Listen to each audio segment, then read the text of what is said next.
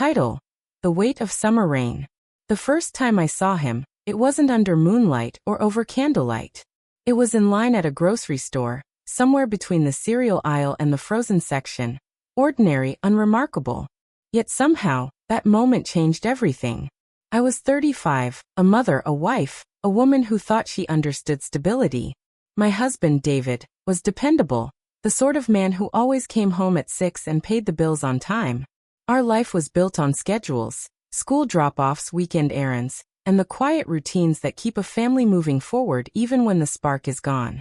He, on the other hand, was chaos in human form. His name was Adam Reeves, a journalist who had just moved into town after a decade in war reporting. He carried the weight of the world in his eyes, the kind of sadness that made you want to know the story behind it. When he smiled at me that day, it felt like I had been noticed for the first time in years. It began innocently. A few casual conversations at the cafe down the street, a recommendation for a book, a shared laugh about how small towns make gossip a kind of sport. But emotional lines are easier to blur than physical ones. Soon the text came late at night. "You still awake?" he'd write, and I would stare at the glowing screen, feeling the pull of something I couldn't explain, or maybe didn't want to. There was never a grand decision, no thunderclap of realization. Just a slow drift, like a tide carrying me away from the shore of what I'd known towards something thrilling and terrifying. Adam listened in a way no one else did. He remembered details, asked questions that dug deep. He spoke about the places he'd been, Syria, Sudan, Kosovo, and each story made my world feel both smaller and more alive. But love, or whatever we called it, doesn't bloom in peace when it's born in secrecy. The guilt was a constant hum beneath every heartbeat. The fear of being seen together, the half-truths told. The ache of knowing that happiness came with a cost. Still, in that fragile summer of my life, I learned that sometimes the most dangerous thing isn't falling in love. It's realizing what you've been missing all along. Part 1. The First Conversation. The storm that night came out of nowhere. One minute the streets were quiet. The next, thunder rolled through the valley, and rain came down in thick, slanted sheets. I was closing the front window when I saw him again, Adam, standing across the street under the awning of the old bookstore.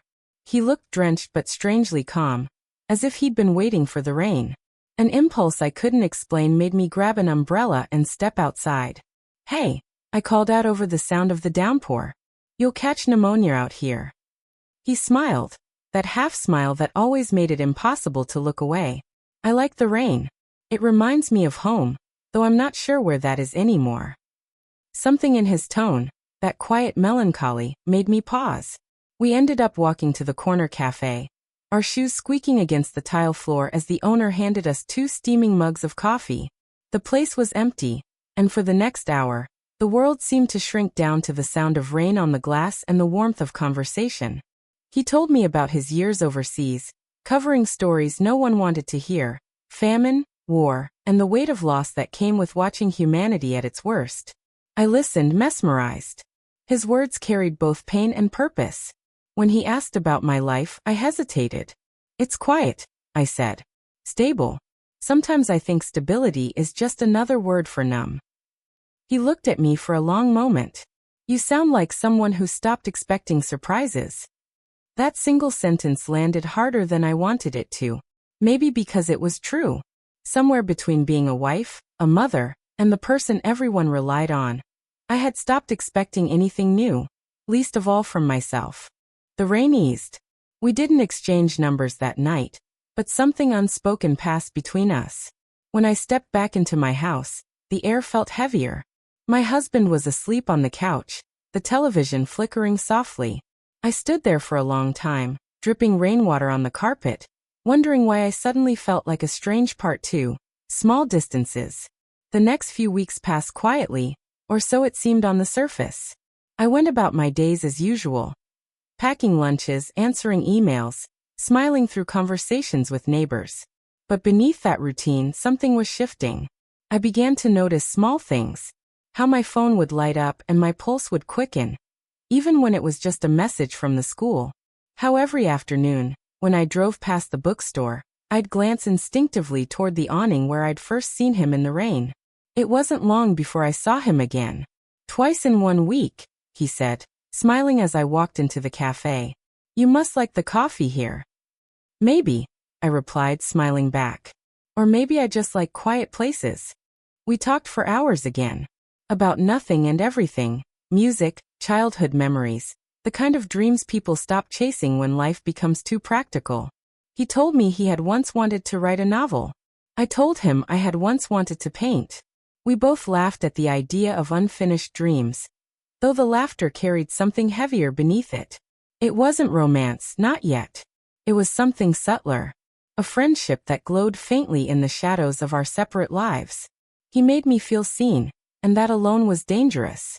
Sometimes, I'd tell myself it was harmless, two adults sharing coffee and conversation. But late at night, when I sat beside my husband watching TV, my thoughts would drift to the sound of Adam's voice, the way he listened, the way his eyes seemed to catch every hidden truth. It's strange how quickly boundaries erode. One moment you're careful. The next, you're checking in my own life. It's strange how quickly boundaries erode. One moment you're careful. The next, you're checking your messages before anyone else wakes up, smiling at your phone, erasing the evidence before guilt can find you. One afternoon he texted, "The light's perfect today. You should paint again." It was such a simple message, kind, thoughtful, yet it sent my heart racing. That evening, I dug out my old paint set from the attic. The smell of old oils and dust filled the room as I set up a canvas by the window. For the first time in years, I felt something like joy, not because of what I was doing, but because someone had reminded me I could. As the first brushstrokes met the canvas, I realized this wasn't about love, not yet. It was about being alive again. Part 3. The Edge of Something. It was late September when the days began to shorten, and the air took on that quiet, golden sadness of early autumn. The rhythm of my life looked the same from the outside.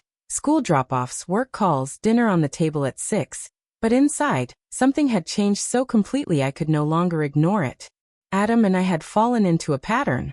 We'd meet once or twice a week at the cafe, or at the park near the river where the willow trees leaned into the water. Sometimes we didn't talk much at all. We'd just sit there, watching the current move, as though the silence itself was saying everything we couldn't. He asked me once, "Do you ever feel like you were supposed to live another life, but somehow ended up in this one by accident?" I wanted to say yes. I wanted to tell him how often I'd looked at my reflection and wondered when I'd stopped recognizing myself. But instead I said, "We all feel that way sometimes." He smiled gently. "Maybe. But some people get tired of feeling it." After that, we didn't meet for a few days. I told myself I was being responsible, pulling back before things went too far. But when I saw him again outside the bookstore, the way my heart reacted to, I was already far past the point of control. He handed me a book. The Great Gatsby. "You said you never finished it," he said. "You should." I took it, brushing his hand by accident. The moment our skin touched, I felt something like an ache, not lust but recognition. Two people who had both lived too long pretending not to want more. That night, I read the book cover to cover. The story of longing, of missed chances, of people chasing something just beyond reach. It felt too close, too real. I cried quietly in bed, careful not to wake David. In the days that followed, I began to notice small things that frightened me. The way my husband's questions suddenly felt like intrusions. The way my phone felt heavy in my hand when Adam didn't text.